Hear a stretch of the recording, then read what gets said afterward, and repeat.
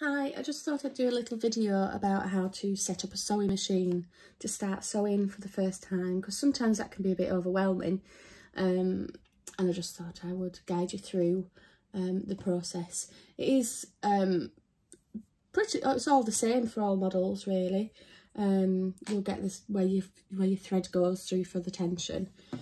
So we'll have a normal piece of a cotton reel. This one's just moon thread, so this thread, it's usually you can pick up for like a pounder spool. And then we also have a bobbin, so I'll wind a bobbin up. This one's for my machine, a plastic. The older style machines are usually metal. They're all pretty much the same. With the metal ones you'll have a case that it goes into, whereas with the newer machines you don't put it in a case then put it in your spool, you just put it in, but it's pretty much the same, so I'll go through that with you. So with our cotton, we're going to thread the same colour cotton on the same bobbin. So when you get your sewing machine out, you'll have two leads. You'll have one going through for your electricity, one for the electricity and one for your foot. Some machines will allow you to sew without a foot. Most machines will require a foot. One thing I do when I'm sewing is I always take my shoe off for what I'm sewing on, because I can feel the tension a lot better on what I'm pressing on the foot pedal. So that's just a little trick. So friends and family, when they pop round and I've just got one shoe on, one shoe off, that's the reason why, is I'm in current sewing mode. So we've got two leads, one going to my electric and one going to my foot pedal, and I'm just going to turn my machine on just to show you. Up here, I'm not too sure if it shows very well. This is a digital computerised sewing machine, and it'll tell me automatically what stitch I've got, what width it is and how long the stitch is. So I'm just going to take you through the sewing up of a machine, and then even if you could just get that done in the first week, that's a brilliant achievement, because that's maybe something you didn't do before. And this is all about sewing for therapy. It's about just making them little short tiny steps. It's really pacing yourself, and especially pacing yourself in a new hobby. I know the feeling of we really want to sort of just get the sewing machine out and we want to make a coat, and that's not achievable, and it's not really good for us as well, feeling that, oh, I can't do that, I'm not going to do it anymore. But it's about taking little steps, and even if we get this done for the first week, or if you actually just do it for a while, that's the first thing, isn't it? Okay, so I'm just going to turn my machine off so I don't have any needles going down where they shouldn't be going down. Whoa! A little bit of my flower just pinged then. So what I'm going to do first of all is I'm going to show you how to wind your bobbin up, I would say, just because I don't need to unthread it. I think we'll do that. So here at the top for mine is where I've got my spool. That's where I add my spool. Let me see here, that's probably the position. So I put my thread in here. And then usually your machines will show you, like my instructions are here. This is a Janome model. I've had different models before. I've had Brother, Viking, Husqvarna, and Janome. I don't think I've had any others than that. Everyone has different preferences. I love Janome, how I've come across it, and I'm really thrilled with it as a machine.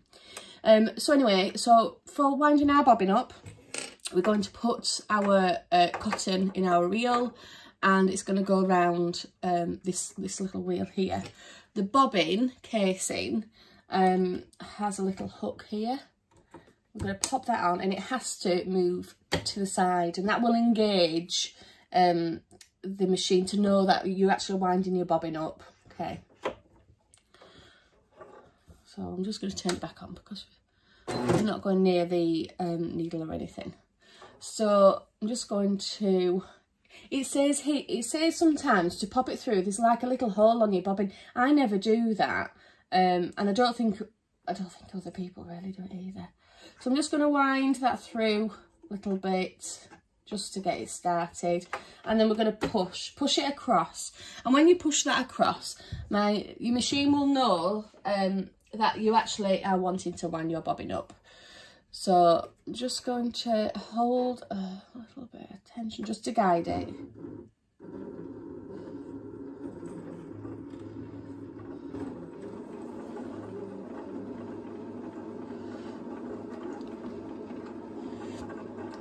Right, I've got a full, and then I'll just increase. This is my speed setting.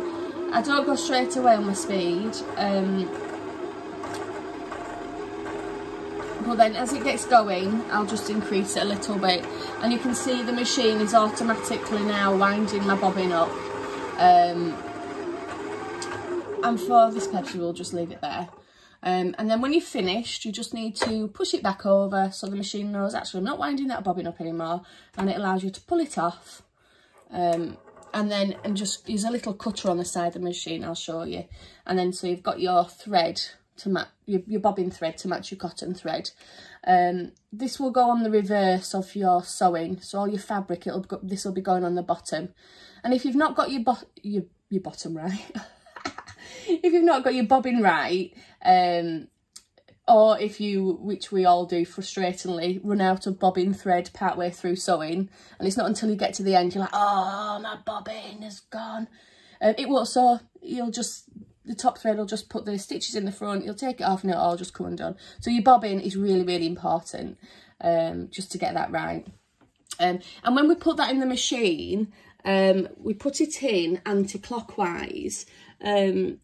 So then it's going, when you're pulling your thread, you can see, if you're pulling it, you probably can see it. It's going to go, how can I show it you well? Oh. Drop it in over then.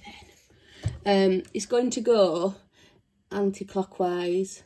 I don't know if that's just going to reverse it because of the video, but it's going anti-clockwise. So it's going. Can't say anti-clockwise another way. Sometimes what I find easier is, I know that if it looks like a P, so if I know that the bobbin looks like a P, a letter P, then I know that's anti-clockwise, so I don't have to think too much about it. So pop his bobbin in, and then we will wrap. Let's have a look. And see, we're going to wrap it round again. They always usually show you, or you'll have it on your manual. That's off my thread. So all I've done is pop my bobbin in, going anti-clockwise, and I've wrapped it round following my instructions through. This particular model, it has a little case, and then I'll just put that on there. You don't need to make sure that your thread comes through from your bobbin at all, because when your first stitch comes down on your machine, it will automatically pick that up. So you can leave that. You don't have to think about, I need to shove that through here. Your machine will do that, so you don't need to worry about that at all. So just getting back to the old sewing machine. Oh, I found a clip there. Wondered where that'd gone. So we popped his thread in the sewing machine as before, just gone in the spool. Sometimes you might have a spool different places of your machine. And what we're going to do is we're just going to follow the guidance. Can you see? And it's really, really important that you follow each step of these, because this will help with your tension on your sewing machine. And if you get these wrong, your stitches won't be right. So we can see here, my first step is following it round the post. And then my number 2, and this will happen on all machines, is same round the back down. It's a bit like a letter, like a reverse N, I guess, I think. Yeah, like a reverse N. So, and then we're coming down for number 3, up for number 4, round, up for number 4. And up here, if I move my hand lever, this will move let me put my finger on so you can see. Can you see it's moving? So if you need to just get that up to the top a little bit to get your thread round, just move your hand wheel. Get your thread round down. It's like, can you see? You've got to get your thread through to that.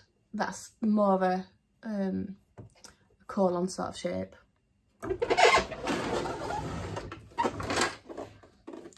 And then we're going to bring the thread right down to number 5. I'm just going to alter this so you can see a little bit better. Where's my thread now? I've gone down, I've altered. Let's just start again because it just came out then. So I'm going to go 1, 2, 3, up to number 4, which is round that colon. That needed a little shove or a little push, and then down to number 5. So on my number 5, a little look, we go through all the parts to hold our thread. So I've got a metal arm here, and I've got a metal arm here, and it's just in front of the needle. Not all machines have this automatic needle feeder. So what you'll do is I'd just cut your thread with a nice pair of scissors, and just lick your fingers and just put it a little bit on your thread. But also when you've done that, just touch your needle as well, because the moisture that you've just put will help attract your thread through your needle. It is it's a really good little tip that I've learned along the way. This machine, I'm really lucky, it's got an automatic needle threader. Sometimes it works, sometimes I like to be temperamental and we go back to just threading it manually.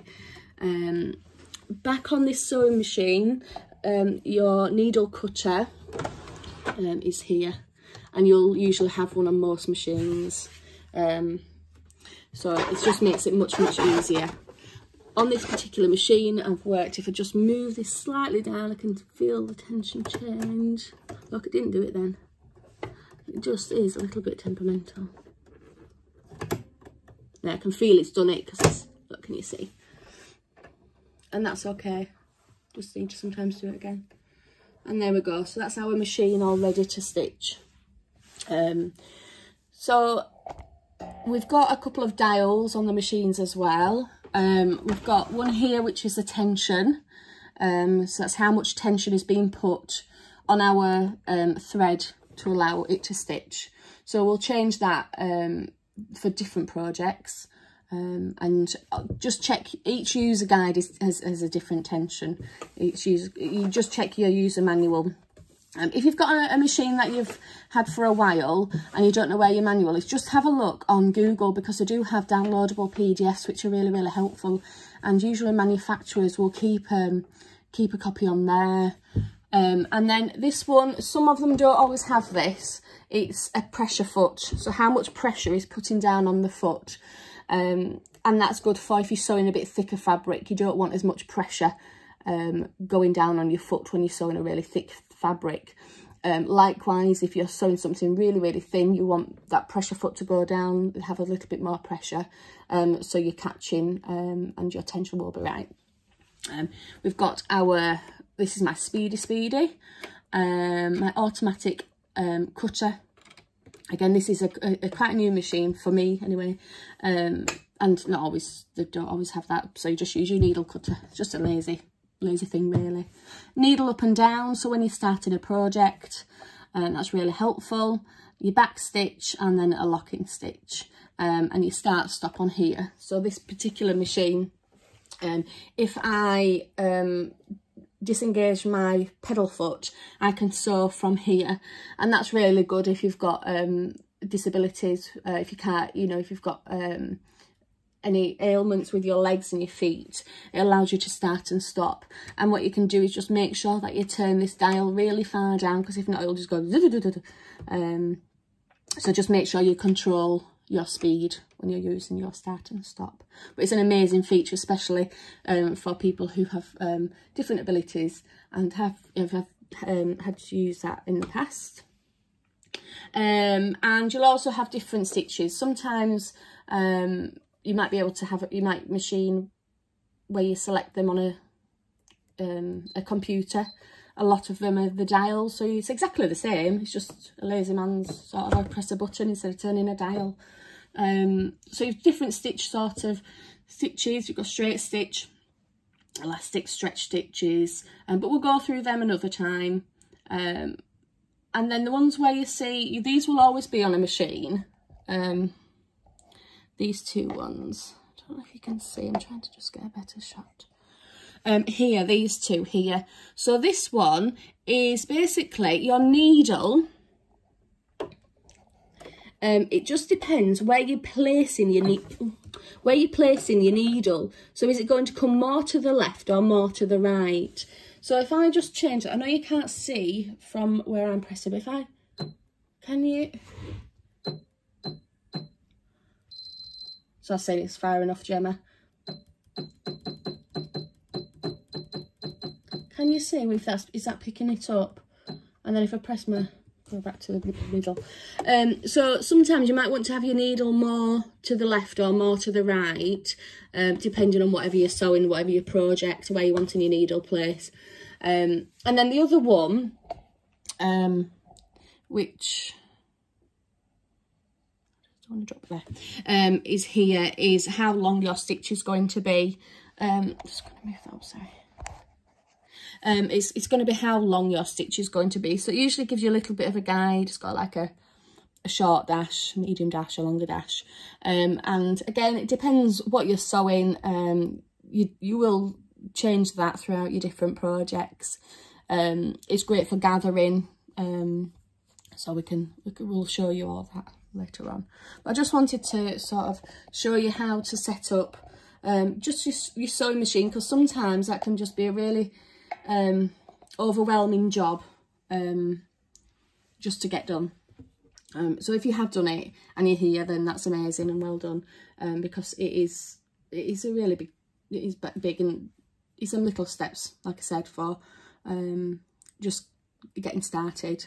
If you can do this, and you can have a play, I'm just really proud that you've been able to do this, and I hope it's helpful to show you where things go, and how to thread your needle up, your bobbin, how important that is, and then we can get going very soon. Thanks so much, bye.